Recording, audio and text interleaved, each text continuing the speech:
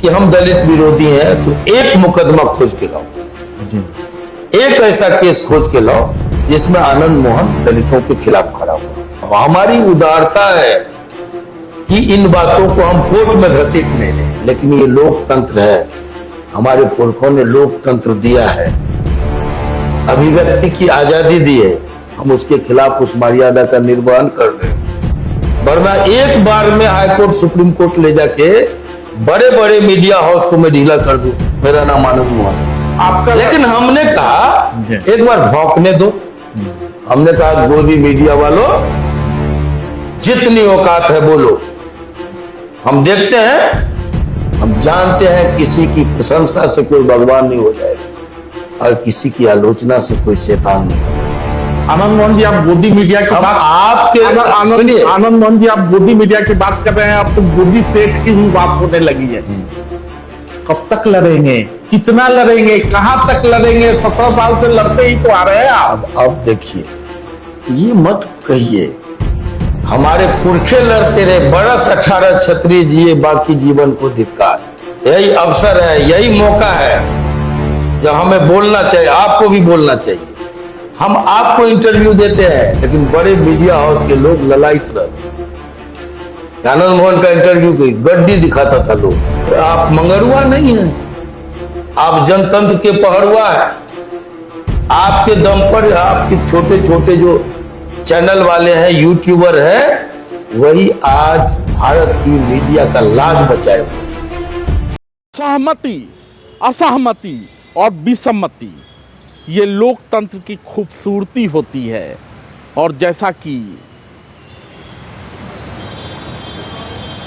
चंद्रशेखर जी कहा करते थे, सत्ता पक्ष, विपक्ष और उभय पक्ष, यानी ना तो इस पक्ष में और ना तो उस पक्ष में, लेकिन हमेशा अपनी बात कहना है, सही बात कहना है। और पिछले दिनों आपको याद होगा कि आनंद मोहन, जो कि चंद्रशेखर को अपना गुरु बताते हैं, उनके एक बयान से, उनकी एक बात से बिहार के एनडीए में ऑल इज वेल तो कहा जा रहा है, लेकिन भूचाल मच चुका है।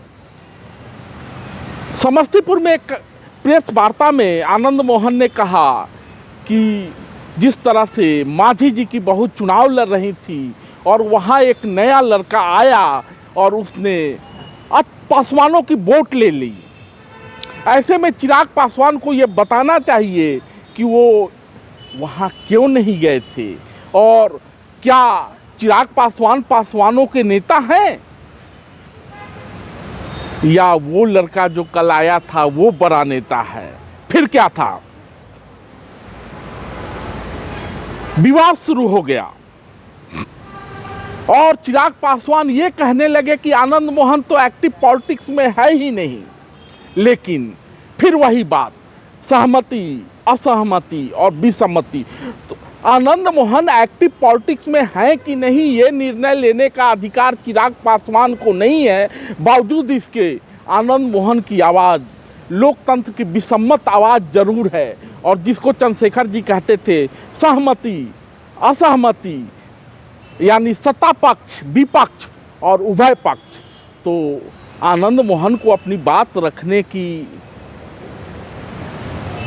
लिए किसी से पूछने की ज़रूरत नहीं है, वो अपनी बात तो रख सकते हैं। एनडीए वाले माने ना माने वो उनको सोचना है। लेकिन इसमें जीतन राम मांझी आते हैं और जीतन राम मांझी चिराग पासवान के झूठ की पोल खोल देते हैं। कहते हैं कि हो सकता है कि आनंद मोहन इस बात से नाराज हो कि शिवहर में 3-3 बार चिराग पासवान कार्यक्रम देते हैं, मंच सजता है, बावजूद इसके चिराग पासवान वहां नहीं जाते हैं।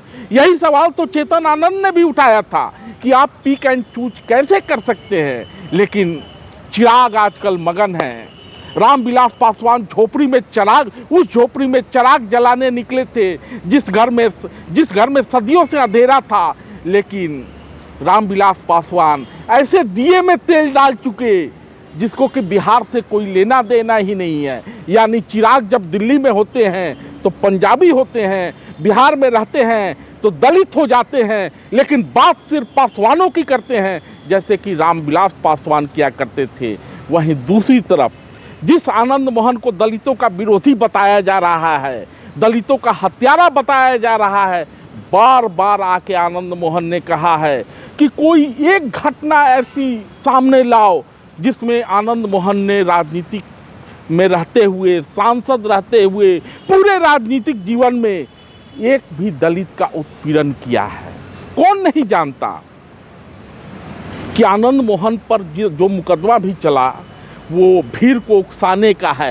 यदि भीड़ को उकसाना ही आनंद मोहन का अपराध था, तो उसी अपराध में लाल कृष्ण आडवाणी, आपको याद होगा बाबरी विध्वंस, उमा भारती, कल्याण सिंह आदि तमाम लोग भीड़ को उकसाने के ही आरोपी थे, लेकिन संसद की शोभा बढ़ाते रहे।